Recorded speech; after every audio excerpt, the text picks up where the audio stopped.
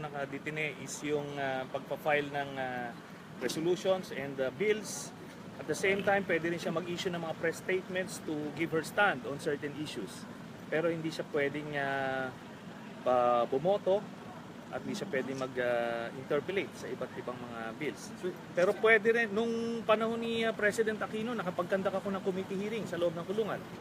Pero I doubt it kung papayagan siya ni President Duterte. So sa security, hindi talaga kinangangamba? Kasi di ba October may napatay nga na Korean dito?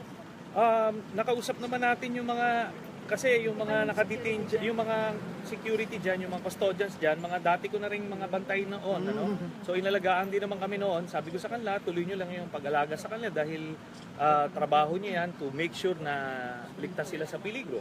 So, hindi rin naman nila papayagan yon dahil sila rin mananagot. Sir, sorry, ilang guards yung kasama niya ngayon sa loob? Maraming 5? guards. 10? Hindi. Siguro sinamahan lang ako ni iba, pero may mga Yung naka-steady close in sa sa kanya. kanya, yung steady ilan? May mga 4 siguro. Mga babae. All babae. Sir, may chance daw po ba makita ko na sila na nasa Virgin Boy? Palagay ko, iba eh. Separate yung Live. Sir, anong message So, pinayagan... sinesend itong arrest video? Ang gusto nilang mangyari dito is magkaroon ng chilling effect.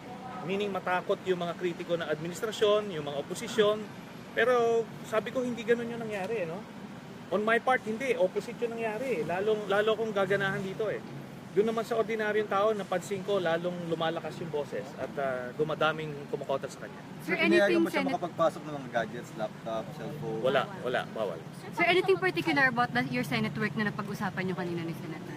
Senate work? Opo, tungkol sa mga trabaho niya sa Senado. Wala naman. Yung ngayon kasi ang inaantabayanan natin yung hearing sa Thursday kay Arthur Las Cañas. So palagay ko dyan sila kinakabahan talaga eh. Nangangatog ng mga tuhod nitong mga ito doon sa hearing na gagawin sa Thursday. So ano i-expect natin sa hearing sa Wednesday?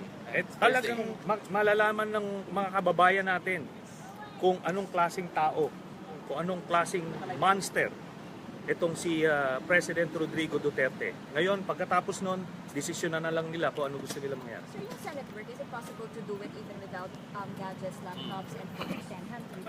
Dinadala ng staff yung mga bills and resolutions for approval, then pipirmahan pwede yun. Nagawa namin. Thank you, sir. Thank you, sir.